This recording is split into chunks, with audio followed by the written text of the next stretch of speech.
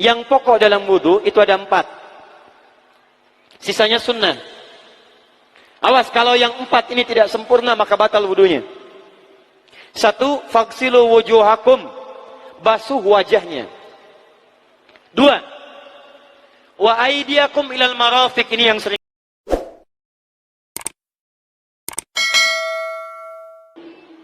Awas, hati-hati Bu ya, Bu. Lihat baik-baik. Kata para ahli hadis, kenapa Nabi mengajarkan wudu dulu? Padahal orang ini yang salahnya sholatnya. Kenapa wudunya yang diajarkan? Kata para ahli hadis, ini menunjukkan ada kaitan antara wudu dengan sholat. Kalau orang benar wudunya, pasti benar sholatnya. Kalau orang wudunya salah, akan berdampak pada tidak sempurna sholatnya. Silahkan ibu cek. Anak ibu, wudunya seperti flash. Cepat, kilat. Secepat kilat, itu pasti menunjukkan sholatnya bermasalah. Nah sekarang bagaimana Nabi menunjukkan wudu yang benar? Yuk kita lihat pelan-pelan. Buka Quran surah kelima ayat ke-6. Paling kiri sebelah atas. Ayo lihat sini, lihat. Kata Nabi kalau sholatnya ingin sempurna dimulai dari wudu. Ya ayyuhalladzina amanu. Kalimat wudu dibuka dengan kalimat iman. Idza qumtum ila shalah. Kalau kamu ingin sempurna dalam menunaikan sholat, faghsilu wujuhakum, maka mulai dengan menyempurnakan wudu. Lihat baik-baik, saya tidak bermaksud mengajarkan, hanya mengulang kembali apa yang kita pelajari. Yang pokok dalam wudu itu ada 4. Sisanya sunnah. Awas, kalau yang 4 ini tidak sempurna maka batal wudunya. 1. Faghsilu wujuhakum, basuh wajahnya. Kalau disebutkan wajah dalam bab wudu, itu tidak ada yang lain kecuali bagian tampak muka. Gitu ya. Kalau yang punya jenggot, itu termasuk janggutnya di selai-selai. Kalau bapak kalau tidak punya jenggot atau belum punya jenggot, tidak usah maksa. Karena sunnah dalam hadis jenggot itu sunnah merawat, bukan menumbuhkan. Silakan buka tentang babul liha, bab jenggot. Itu hadis-hadis tentang sunnah jenggot, sunnah merawat. Merawat bagi yang punya jenggot. Tapi yang tidak punya jenggot jangan dipaksakan. Beli arang, sok. Beli timun, tidak usah. Ya, tapi kalau ada jenggot ya silakan rawat dengan baik supaya menampakkan nilai-nilai kemuliaan. Tahan. Sekarang kita mulai. Bagaimana cara berwudu yang baik? Perhatikan baik-baik. Kata Quran faghsilu, membasuh wajah, kalimat Qurannya menggunakan kata ghassala. Ghassala itu ambil airnya, tumpahkan di tempat yang dibasuh. Ambil airnya, tumpahkan di tempat yang dibasuh. Mohon izin, tahan sebentar. Mas, sini mas. Punten ya, yang kan pantosan, kadia sekedap. Sifat wudu cuma ada 3. 1, pakai keran. 2, pakai gayung. 3, air yang mengalir. Ya, seperti di sungai, ada air mengalir itu nggak ada masalah. Tapi kalau menggunakan gayung, atau semisalnya, Nabi itu diriwayatkan dalam hadis itu sangat menghemat air. Bahkan pernah beliau kemudian berwudu, kalau kita kemudian hitung, itu hanya sejumlah Pak, seaqua gelas Pak, cukup. Atau yang kedua, menggunakan keran ya. Kalau sekarang kita ada keran, contoh ini kerannya. Ya, kerannya agak tinggi sedikit. Dan kita sesuaikan. Ambil airnya. Misal contoh, Ghassala itu bukan ditumpahkan, ambil air, tumpahkan di tempat yang akan dibasuh begini. Yang telunjuk itu kemudian menghapus atau menghilangkan kotoran di sela-sela mata, contoh. Yang jempol menghilangkan kotoran di sela-sela telinga bagian belakang di sini. Ya. Kalau misalnya saya mulai ambil airnya, kemudian saya tumpahkan di sini. Yang telunjuk membersihkan di jari-jari di sini, di sela-sela mata. Yang jempol kemudian membersihkan di sela-sela di bawah telinga sini. Kemudian diselesai. Selesai. 1. Tahan sebentar ya, ini praktek dulu sebentar. 2. Wa aydiyakum ilal marafiq, ini yang sering keliru. Dan tangan sampai siku. Ingat, tangan bahasa Arabnya yadun. Tapi dalam ibadah itu selalu diberikan batas. Misal, ini kafun. Ini asabi'. Ini sampai sini rusghun. Sampai sini, Bapak Ibu sekalian, ini namanya mirfaq, jamannya marafiq. Sampai sini katif. Dari sini ke sini itu yad, tangan. Dalam bab salat, bab wudu, bab ibadah, tidak pernah Al-Quran dan hadis menyebutkan tangan kecuali diberikan batasnya. Contoh, kita saat akan takbir, Allahu Akbar. Lihat An-Nasai nomor hadis 886. Kata Nabi, fawada'a kaffahul yumna. Maka orang salat itu meletakkan telapak tangan yang kanannya alal yusra, di punggung yang kirinya. Jadi begitu takbir, Allahu Akbar, yang kanan meletakkan di punggung kiri. Apa batas meletakkannya?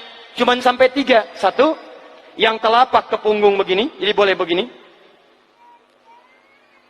Yang kedua, pergelangan ketemu pergelangan begini. Rusgun ala rusgin. Jadi begitu takbir, Allahu Akbar, ini boleh. Tapi nggak usah diukur Pak ya, jangan telat. Allah. Pas, cepat. Boleh nanti lebih sedikit ke sini. Yang tidak boleh, awas, ini dilarang dalam hadis. Yang tidak boleh, kata Nabi, jangan engkau bersedekap seperti orang sombong. Kata para ulama, bagaimana? Ketika tangannya bertemu dengan mirfaknya begini. Ah, ini awas, sedekap yang dilarang, hati-hati. Kadang-kadang ada orang menes ke puncak subuh-subuh, sholatnya begini. Ya, awas nih. Cuman 3, kalau tidak begini, begini, atau begini. Dan saat mengangkat itu cepat Pak. Hadisnya cepat. Fawado'a. Fa itu di ilmu nahu harfu atfin rabitin baina syai'aini bila hudud. Huruf yang menyambungkan dua peristiwa tanpa jeda, cepat. Jadi antara mengangkat dengan meletakkan langsung angkat Allahu Akbar. Tidak ada gerakan lain. Maaf, saya tidak bermaksud menyalahkan. Saya alhamdulillah ada koleksi 1235 kitab hadis. Saya mencari gerakan dari ngangkat ke meletakkan begini, tidak menemukan gerakan lain. Karena itu, jangankan hadis-hadis yang sahih, di kitab hadis palsu pun, pemalsu hadis tidak tertarik memasukkan hadis ini. Saking jelas, jadi saat mengangkat langsung begini. Kenapa saya penting terangkan? Karena ada sebagian saudara-saudara kita merasa tidak enak, Ustaz, kalau saya takbir masa kiri duluan, sedangkan kiri kurang bagus, yang bagus kanan. Saya mah pengennya begini aja lah. Begitu takbir, kanan duluan, baru tutup dengan kiri. Jadi begitu diangkat, Allah, kanan masuk, kiri begini, tutup. Kadang-kadang kaki naik dikit. Nah, itu maaf, saya tidak bermaksud menyalahkan, tapi saya belum menemukan hadisnya. Dan pemalsu hadis pun tidak tertarik memalsukan hadis ini, karena saking jelasnya, angkat, tutup. Jelas ya? Nah, sekarang lihat sini. Dalam bab wudu, bahasa Qur'annya mengatakan, wa aidiakum ilal marafiq, dari tangan sampai siku. Ila dalam ilmu nahu harful ghayah, huruf yang menunjuk pada tujuan, batas dari ke. Ana minal an sa'adhab min Menes ila Bekasi. Saya setelah ini akan pergi dari Menes ke Bekasi. Jadi saya berangkat dari mana? Menes. Tujuannya kemana? Bekasi. Tujuan dalam bahasa Arab menggunakan ila, harfu ghayah. Dari Menes ke Bekasi. Menes ila Bekasi.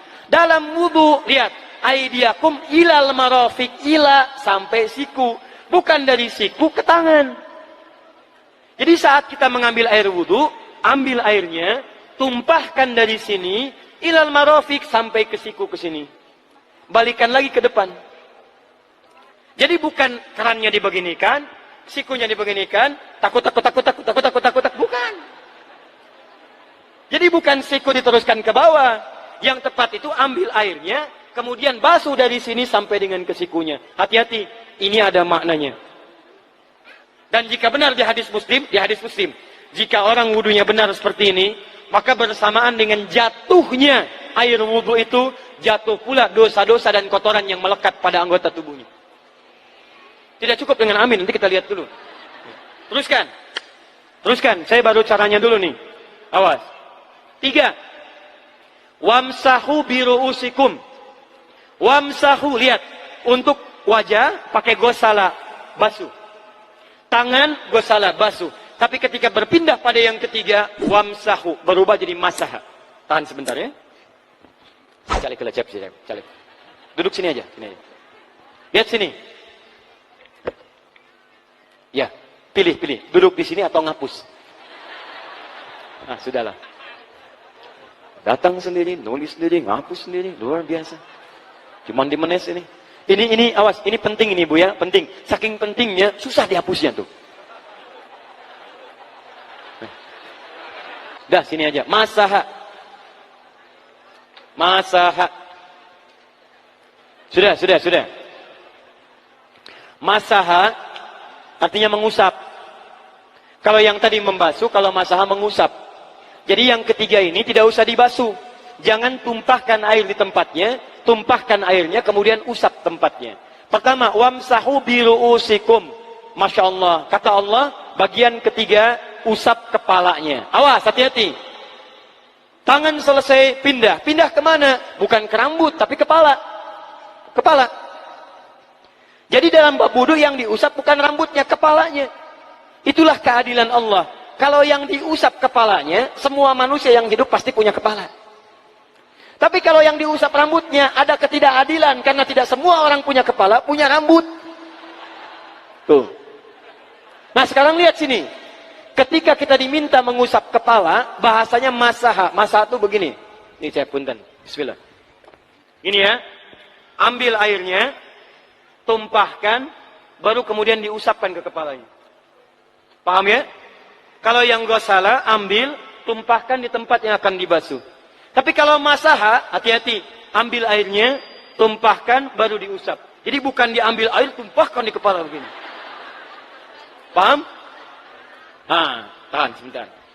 Dan ini menggunakan huruf ba, Masya Allah. Ba. Lihat, wajah tidak pakai ba. Tangan tidak pakai ba. Tapi khusus untuk kepala pakai ba. Wamsahu bi. Huruf ba dalam ilmu nahu. Coba dibuka yang suka ngaji. Buka kitab Bughnil Labib an Kutubil A'arib. Halaman 29 sampai dengan 59. Di situ ada penjelasan karya Ibnu Hisham Al-Ansari. Ibnu Hisham Al-Ansari. Itu ada penjelasan tentang makna huruf ba. Huruf ba itu punya 14 arti dalam bahasa Arab. Ada ilsaq, ada istighraq, ada muhabah, ada ba li tab'id. Ba li tab'id dibagi dua. Tab'id ma'al hudud wa tab'id bila hudud. Nah yang ba ini, ba, kenapa pakai ba? Kata para ulama dari huruf ba yang 14 ini, ada 3 makna yang diterapkan dalam ayat wudu. Satu istighraq. Istighraq itu membasuh keseluruhan. Jadi kalau kita ingin wudu, ambil airnya tumpahkan, basuh keseluruhan dari depan sampai ke belakang begini. Balikan lagi. Yang kedua, at-tab'id ma'at tahdid. Sebagian tapi dengan batas. Kata Imam Asy-Syafi'i, di mana batasnya ubun-ubun? Diboleh kalau kita mau wudu, misalnya ibu tidak bisa membasuh keseluruhan. Sedang pakai kerudung misalnya, jilbab nggak bisa dibuka. Tempat wudunya terbuka. Anda tinggal ambil air wudu, kemudian tumpahkan sedikit, boleh diusapkan bagian kepala sampai ubun-ubun, sah wudunya. 3, at-tab'id min duni tahdid. Sepanjang disebut bagian kepala. Masuk kepala nggak ada batas. Ini kepala bukan? Ini kepala? Ini kepala? Nah, jadi kalau Anda berwudu mengusap bagian kepala, itu sudah sah. Walaupun bagian tertentu diusap di kepalanya. Kapan ini dipraktekkan? Kata Imam Malik, kata Imam Abu Hanifah, ini dipraktikkan kalau seorang memiliki satu sakit di kepalanya yang tidak memungkinkan dibasuh keseluruhan. Misal, mohon maaf, ya ada orang misalnya, mohon maaf ya, tiba-tiba sedang jalan di kebun, tuh jatuh duren. Bu, anak duren ya, jangan duren yang besar. Tiba-tiba nimpa misalnya, duren teh bahasa rangatnya kadu bu, ya, kadupak, kaduhung, ya dan seterusnya. Kadu, nah, nimpa kepalanya, bocor misalnya. Kemudian dalam bocor itu diperban. Kata dokter tidak boleh kena air.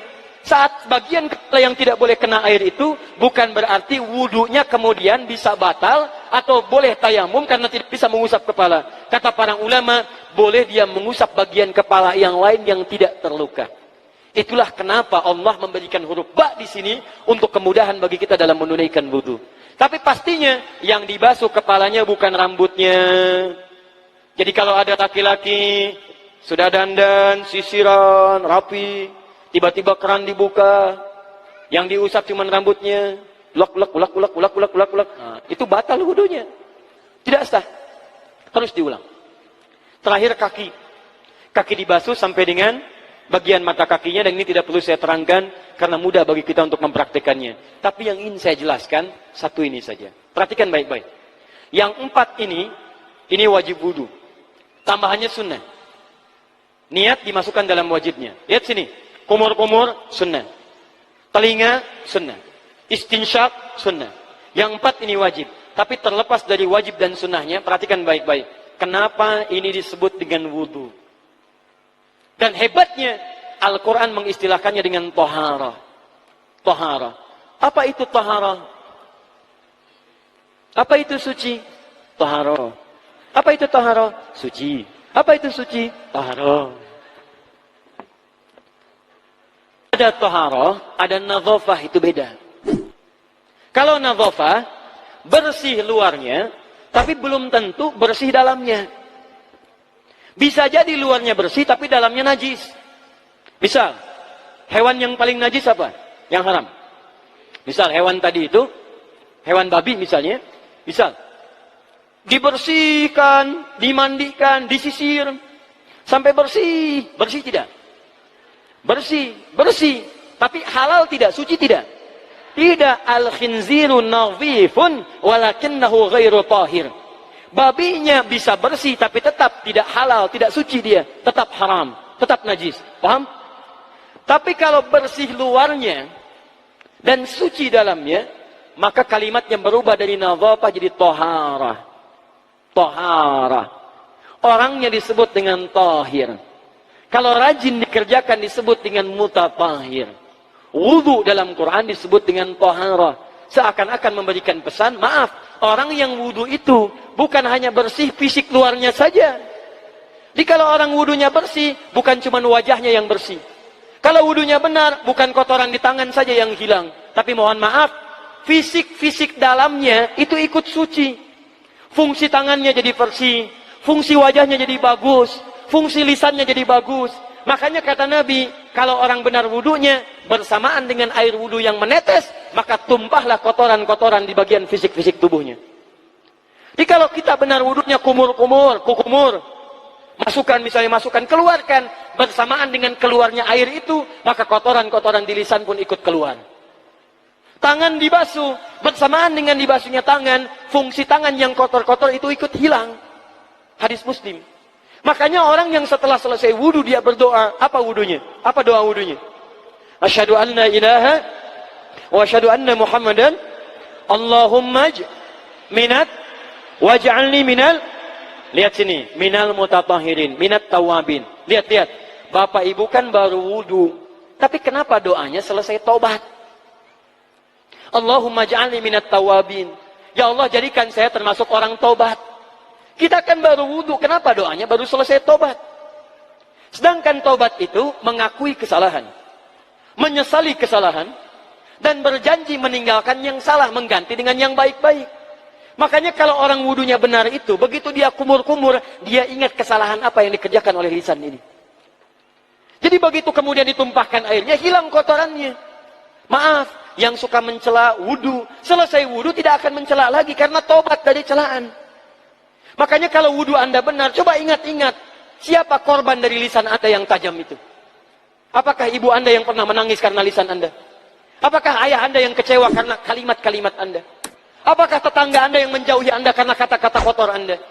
Kalau tiap hari Anda wudu, tapi kemudian lisan Anda masih kotor juga, ada yang salah, Anda cuma menghabiskan air untuk menghilangkan kotoran di lisan. Itu tanda pertama. Tangan basuh. Makanya orang yang wudunya benar, tangannya tidak akan berbuat yang kotor lagi sampai ke ujung kakinya. Karena itulah ibadah ini disebut dengan wudu, seakar dengan kata dau. Kata para ulama, mereka sebagian mengatakan dau artinya cahaya, dau artinya sinar, dau artinya al-husnu, baik budi pekerti. Kalau orang benar wudunya, bertambah sinar di tangannya, sinar di wajahnya, sinar di lisannya. Apa sinar itu? Di dunia sinar-sinar amaliyah kebaikan, sifat-sifat baik, di akhirat pancaran-pancaran kemuliaan. Satud'a ummati yaumal qiyamati ghurral muhajjalin. Akan dipanggil umatku di hari kiamat dengan banyak cahaya melekat di tubuhnya. Tangannya ada cahaya, matanya ada cahaya, wajahnya bercahaya, kakinya bercahaya. Cahaya apa itu? Kata Nabi, min atharil wudu, dari bekas wudunya. Jadi kalau kita benar wudunya, itu kita jadi orang baik. Ada cahaya kebaikan dalam diri kita. Itu yang disebut dengan tawabin. Makanya kalau bapak ibu tiap hari wudu, Allahumma ja'alni minat tawabin. Tapi mulut tidak tobat, tangan tidak tobat, kaki tidak tobat, ada yang salah dengan wudunya. Waj'alni minal mutatahhirin. Jadikan saya orang bersih dan suci. Jadi kalau selesai wudu, pakaian bersih, wajah bersih, tangan bersih. Ini pakaian bersih, pakai jas, pakai dasi, tapi tangan tidak bersih, korupsi juga, mencuri juga, menipu juga, ada yang salah dalam wudunya. Kalau kita bisa mengerjakan wudu ini dengan baik, maka naik status kita. Disebut sebagai, langsung oleh Al-Quran, disebut hamba yang dicintai oleh Allah Subhanahu wa ta'ala. Di Quran surah kedua Al-Baqarah ayat 222. Saya tutup. Lihat ayatnya. Di ujung ayatnya. Innallaha yuhibbut tawwabina wa yuhibbul mutatahhirin. Sungguh Allah akan sangat mencintai orang-orang yang taubat dan orang-orang yang terbiasa untuk bersuci. Kita selesai wudu mengatakan, Allahumma ja'alni minat tawabin, waj'alni minal mutatahhirin. Dijawab oleh Allah, innallaha yuhibbut tawabin, wa yuhibbul mutatahhirin. Karena itulah orang yang rajin wudu adalah orang-orang yang dicintai oleh Allah Subhanahu wa ta'ala. Jadi kalau bapak ibu, maaf ya, sekarang cek. Kalau batal wudu, pengen wudu lagi. Tidak hanya saat sholat. Sekarang batal wudu, ingin wudu. Batal wudu, ingin wudu. Itu tandanya bapak ibu sedang mendapatkan cinta dari Allah Subhanahu wa ta'ala. Tapi hakikat cintanya bukan pada wudunya, tapi berubahlah orang itu menjadi baik dan dekat dengan Allah Subhanahu wa ta'ala.